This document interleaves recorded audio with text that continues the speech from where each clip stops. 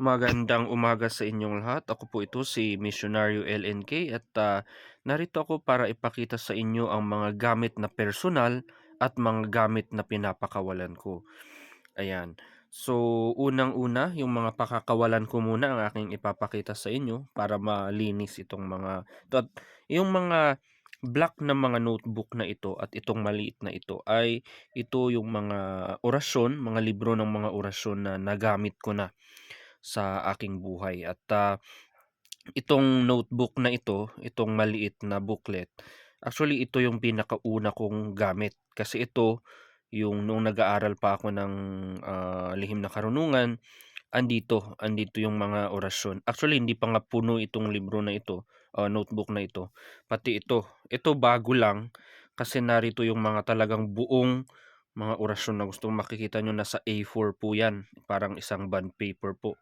At makapal po ito, no? Pero ayun, unahin po muna natin yung pinapakawalan ko sa mga pinapalimusan kong gamit itong San Benito Clavis. Sa wikang Latin, ang ibig sabihin po ng clavis ay susi. Ayan po. Ito po ay isang exorcism key na medalyon, pangontra sa kulam at barang sa mga taong nais kang kulamin o sa mga taong mayroong mga balak na masasama sa'yo.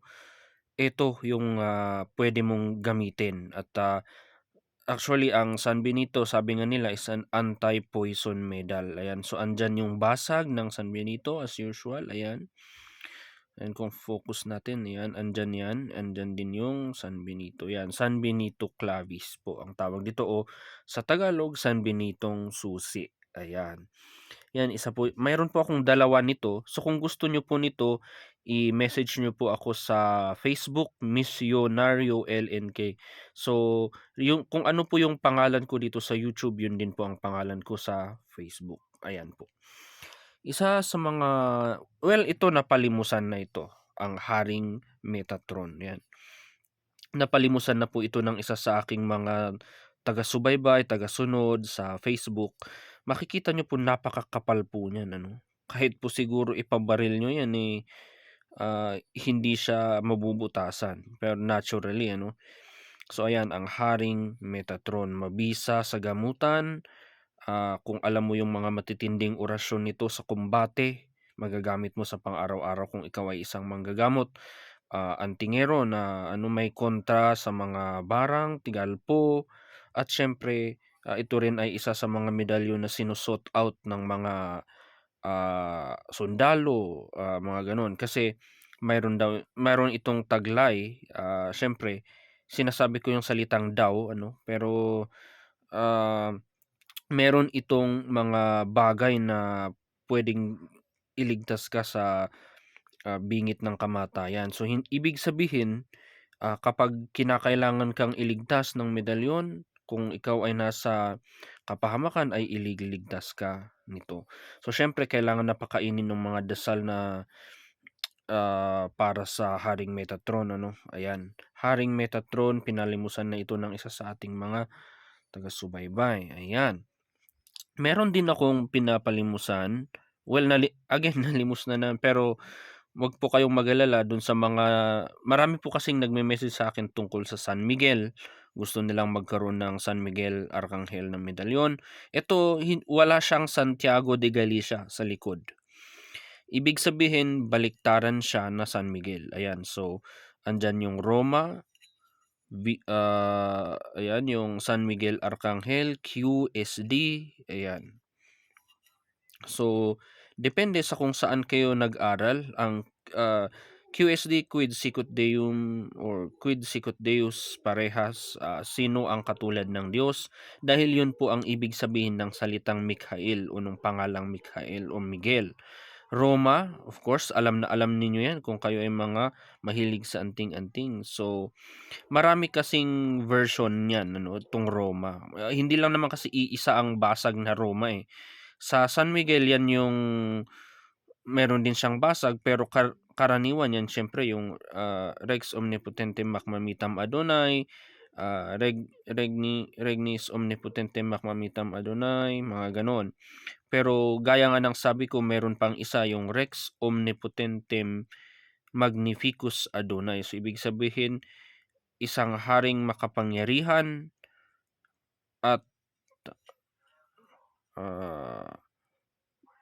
magnificus kasi is ang salitang magnificus kasi sa Latin, ibig sabihin yung parang magnifico sa atin tapos yung Adonai, ayan.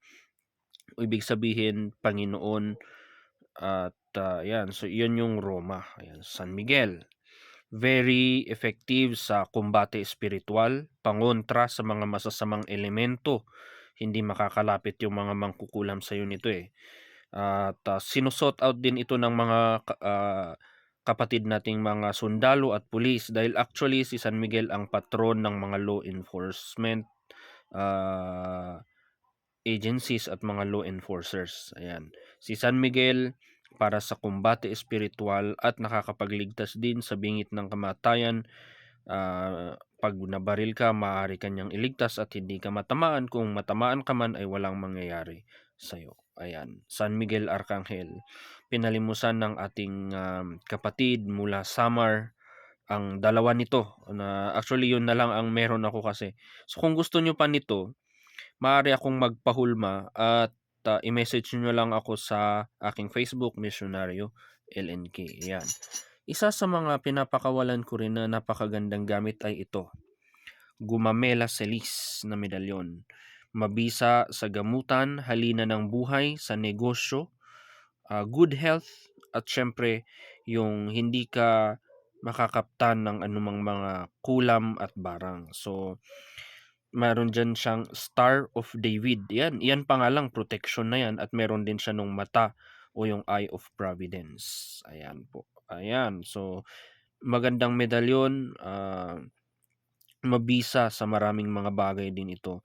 Actually pinapakawalan ko ito dahil sa dahilan na marami na ang medalyon na gusto ko lang na yung nasa akin ay yung mga talagang personally, yun yung mga talagang nakatulong na sa akin ng mas marami at mas mahabang panahon.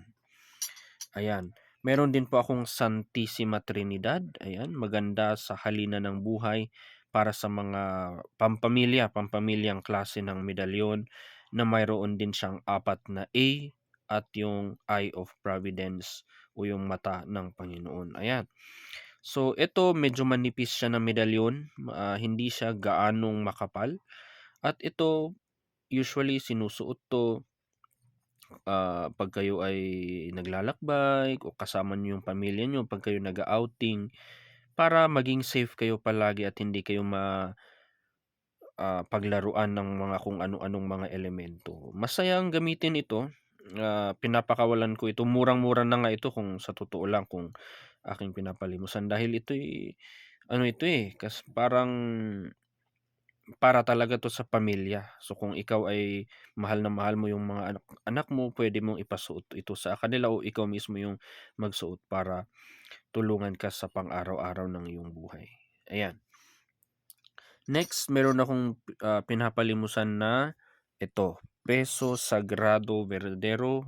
Ito pang-business lang po ito So, itong un Peso Sagrado Verdadero na ito yung 1101. So, yung dalawang susi at saka San Jose dito. Ayan, ito, pampaswerte, magandang halina sa buhay, sa negosyo. Meron din siyang mga dasal pakain na pampaswerte talaga at panghalina ng buhay.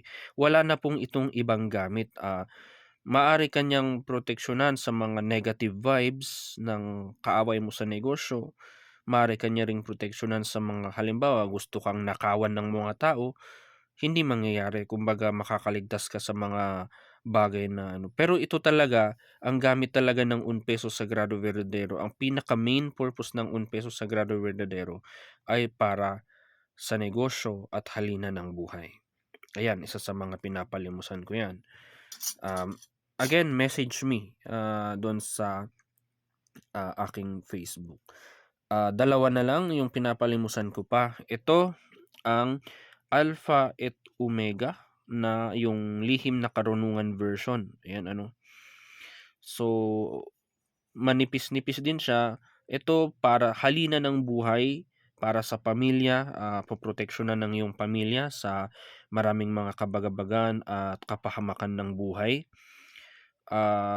Pangontra sa kahit na anong mga tigalpo, kulam at barang na maaring madaan sa inyo, at ito mainam ito na ginagamit kung kayo ay manggagamot kasi or albularyo gano'n, dahil ito ang meron nito ay yung mga basag na para sa gamutan. So kung ikaw ay isang manggagamot, napakainam ng isang alpha at omega na pwede mong tanganin sa araw-araw.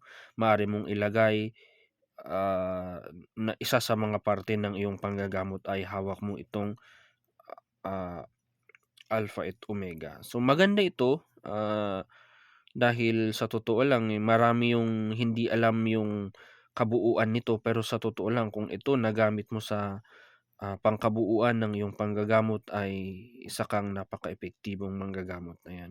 So meron din itong bawat mga itong mga pinapalimusan ko nga pala, gusto ko lang ipakita sa inyo, itong mga pinapalimusan ko na ito ay mayroong mga orasyon na kasama. So hindi kayo mawawala 'pag, na-purchase niyo o nalimusan niyo po sa akin. Isa sa mga huling kong pinapalimusan ay ito, ang Niño de Jesus, ayan. So una sa harapan ay ang Niño de Jesus, ayan, focus lang po natin. Ayan, Niño de Jesus, yan yung figura ng Niño de Jesus, at sa likod nito ay yung ayan, so ASESTSS, ayan. So yan yung nasa likod niya, ayan, oh. So napakaganda para rin sa protection, para sa panggagamot kontra kulam at barang.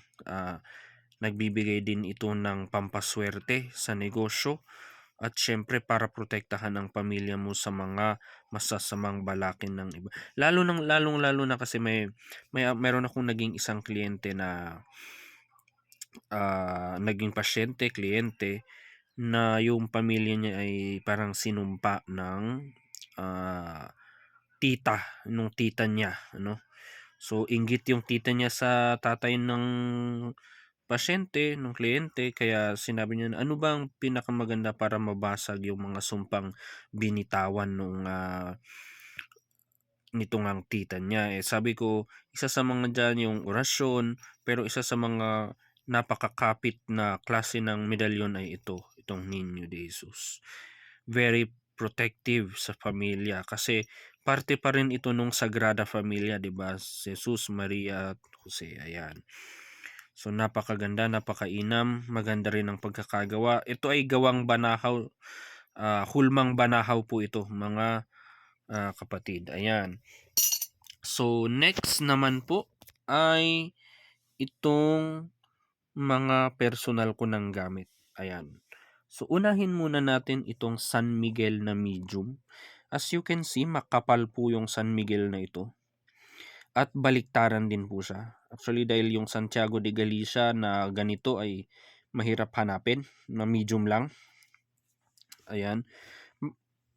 Again, kumbate espiritual, ginagamit sa mga iba't ibang klase ng mga na kumbate, ayan, protection sa sarili, physical, kung ikaw ay nasa kapahamakan. Ayan, San Miguel na medium, ayan, at makapal pa. No? Gawang Cavite ito, mga kaibigan. Ayan. At syempre, actually makikita niyo yung kamay ko, ayan, kasi kakala na lang ito nung pampalakas na anointing oil na mula Batangas. Ayan. At itabi lang muna natin dito. Ayan, ay sige, dito pa muna. Ito, syempre, Tres Pico Roma, hindi nawawala po yan. Tres Pico Roma, maraming gamit ito, halos pangkalahatan na po yan. Aram Akdam Aksadam, yung basag, Rex Omnipotentem Makmamitam Adonai, at ayong Eye of Providence o mata ng Panginoon. So, pangontra sa lahat ng mga kulam, barang, tigalpo, masasamang bakod at pondo ng kaaway, mababaklas mo yan. Yung mga mangkukulam, pwede mong masarhan, mabasag ang mga orasyon nila gamit ang Tres Pico Roma. na magandang halina sa buhay at nakapagbibigay ng swerte kung kinakailangan. Ayan. Tres Pico Roma. Excuse me. Ito, isa sa mga natsambahan ko nung napalimusan ko rin ito sa isang antingero. Ito ay ang Sator Puso. So, yung mga pangalan na nakalagay po dyan ay mga titulong pangalan ng Panginoon. Ayan, so andyan siyempre yung Yod He Vav He sa sa salitang Ebreo o letrang Ebreo. Ayan, so andyan yung Sadai, Tsevaoth, Adonai, Eloi, Eloah, Elohim, ayan, Eho, Ra, ayan yung Sator Arepotenet Opera Rota sa likod kasi nga Sator Puso ito, Saraot, Emmanuel, Soter, Helian, Onagla, Yalvayet, ayan, Usyon o Visyon at saka Tetragrammaton. So ayan, Sator Puso, kaparehas nito kung ano yung kapangyarihan ng Sator Coronados. Pero ang kagandahan ng Sator Puso, ang isa sa mga pinakamagandang gamit nito ay para sa pangkalahatan. Kung ikaw ay manggagamot, antingero, ikaw yung taong manghuhula rin, syempre, andito rin. Nagbibigay ito ng mga senyales, kung kinakailangan, proteksyon sa mga masasamang mga dila ng kaaway. Ayan. Kagaya nga nung sabi ni David, iyong basagin ang kanilang mga labi, iyaong mga taong nagbabalak sa akin ng masama. So, narito yon yung orasyon nun nandito sa Sator Puso. Maganda at mainam. Ginto, ginagamit ko ito usually kung ako'y pumupunta sa mga lugar na hindi ako familiar. Usually kung ako'y nagta-travel from kung nasaan ako, papunta ako halimbawa ng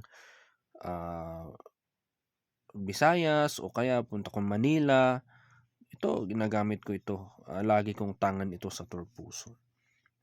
Pwede rin to. Actually minsan ini-exchange ko, ini-interchange ko either itong San Miguel Arcangel o itong Sator Puso. Ngayon, syempre pampaswerte. Ayan, syempre pampaswerte. Ayan yung aking 1 peso Sagrado Verdero. Medyo luma na, nakikita nyo may green na nga yung dito niya, no. At saka yung aking Infinity Medal. Oops, sorry.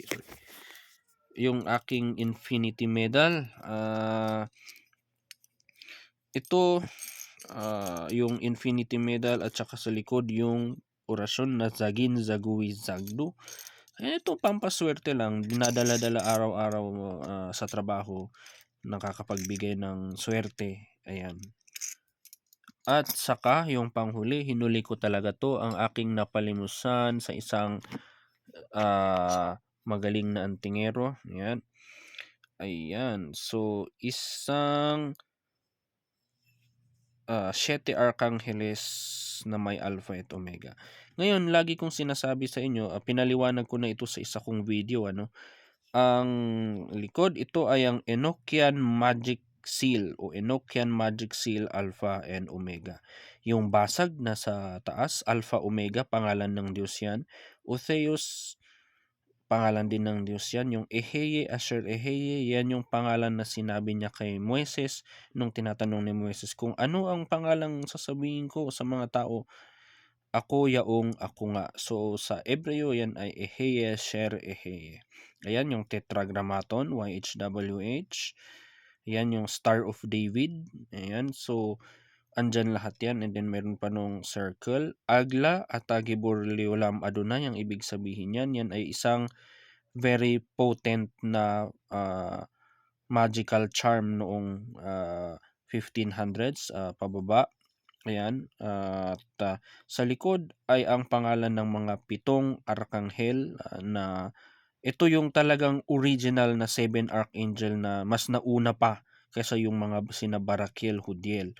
So, ito si Miguel, Gabriel, Tzafkiel, Zadkiel, Samael, at Rafael, at syempre si Haniel. So, 7 arkanghel. Sa baba, makikita mo yung kanilang mga selyo. So, ito ay parte pa rin ng Enochian Magic Seal. So, 7 archangels na Enochian magic seal. Mapapansin mo ito at makikita mo ito sa ni ah, aklat ni John Dee at sina Agrippa. Ayan, mahahanap mo ito pati sa mga Liber Horatus, ganyan. Pwede mong makita ang mga bagay na ito. Ayan, so ito yung mga selyo nila Gabriel, Zafkiel, andyan na yan. Ito yung selyo nila. Ngayon mapapansin nyo meron yan, si Ophiel, Aratron, yung mga yan ay 7 Olympic spirits. Yung mga yan ay espiritong Romano, pinaniniwalaan ng mga Romano. Bawat isa sa mga yan ay may ginugobernahan ng mga provinces sa celestial bodies. Ayan, at sa baba ay ang kanilang mga selyo, at yung kanilang planetary alignment. Makikita nyo dyan, Luna, Sol, Saturn, Jupiter, Mars. Ayan. At yung mga pangalan nila, at yung selyo, and yung mga simbolo. Ayan, yung 7 Arkanghel. Pangkalahatan ito, no? Pangkalahatan, mabisa, at taglay nito ang kapangyarihan ng bawat isang Arkanghel na nakasulat dyan. So, Miguel para sa digmaan, kumbate espiritual. Gabriel para sa magandang halina ng buhay at magandang mga news, good news, magandang balita. Ayan. So siya yung nagpapadala ng mga magagandang balita at yung kapangyarihan ng Diyos na pinapakita niya andyan. Zafkiel at Zadkiel, karunungan at kaliwanagan. Ayan. So kung kailangan mo ng magandang desisyon, andyan si Zafkiel. Kung kailangan mo ng magandang liwanag sa buhay mo, andyan si Zadkiel. O kung gusto mong maliwanagan sa mga judgment mo, andyan silang dalawa, Zadkiel. Samael, ito yung arkanghel na nahulog kasama ni Satanas. Ayun, so si Samael ay isang fallen angel. Yan, si Samael pwede mong gamitin sa kabutihan at pwede sa yung ginagamit ng iba sa kasamaan. Pero sa kabutihan, siya yung nagbibigay ng magandang judgment sa mga tao. Pinagtatanggol niya ang mga naaapi at yung mga nagkaroon ng masasamang mga experience, si Samael ang nagbibigay higanti sa mga yun, yung mga inapi, ganyan. So si Samael ay tinatawag din na accuser o sa iba yung angel of death or angel of destruction. Ayan. Ayan, at sa ibaba si Rafael yung arkanghel ng panggagamot at Haniel yung anghel ng liwanag at mabuting kaisipan. Ayan, so yung kapangyarihan nila na nakalagay sa tatak na ito, at kung makikita nyo ay meron yung mga linya na ito, yan po ay yung sa alchemical sign, yan po yung elements, ano? At kung mapapansin nyo, meron para rin siyang yung Star of David. Ayan. So, puro ito ay alchemical symbol na star kung saan nakakapaloob yung mga alignment na elements ng bawat arkanghel, bawat espiritu at yung kanilang planetary alignment. Ayan. So, very complicated ito dahil ang gumawa nito, nagsimula ang Enochian Magic Circle sa panahon ng magaling sa lihim na karunungan at esoteriko na si John Dee.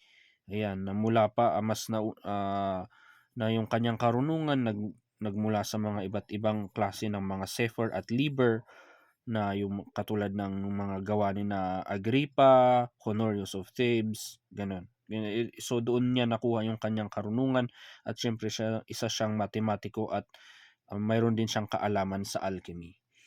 Ayan, mga kapatid, yan yung sa mga anting-anting na personal. Ngayon, lipat naman tayo dito sa yung mga sinasabi kong notebook. Itabi lang muna natin ang mga ito. Ayan. Ito, nung nagsisimula ako, syempre, meron akong notebook na kung maaalala ko pa, dyan, oh. Ayan, yung mga Anima Christi, Devotion, Senyor Santiago, ayan, oh. Arkanghel Miguel. Pero ito, mga lihim na karunungan ito nung nagsisimula ako, syempre meron tayong mga piniling orasyon lang na memorize, pampaswerte, ganyan, no? Ayan.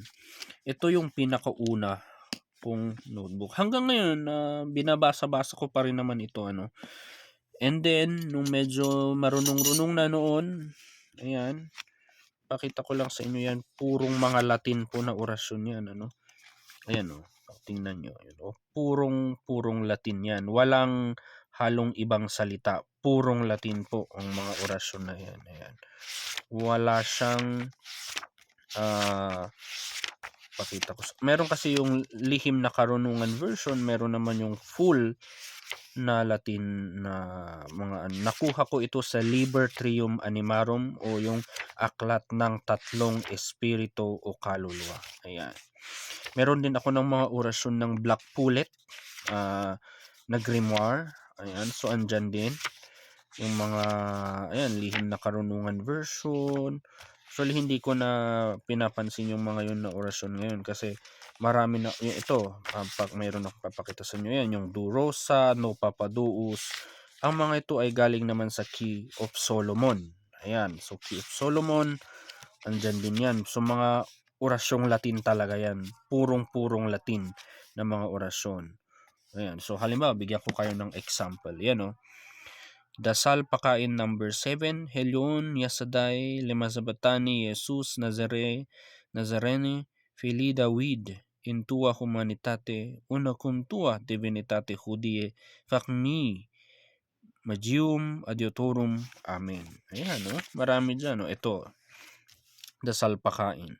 Laudate Dominum omnes gentes, laudate Dominum omnes populi, quoniam confirmata est super nos misericordiae eius, et veritas Domini manet in aeternum, laudatum sit nomen eius, quia dignus est super omnia nomina. Amen. Ayan. So mga yan, full Latin orations po yan. Ano? Ngayon, punta tayo sa sinusulat ko pa kung saan naroon lahat ng mga inaaral ko. Ngayon, makikita nyo lawak.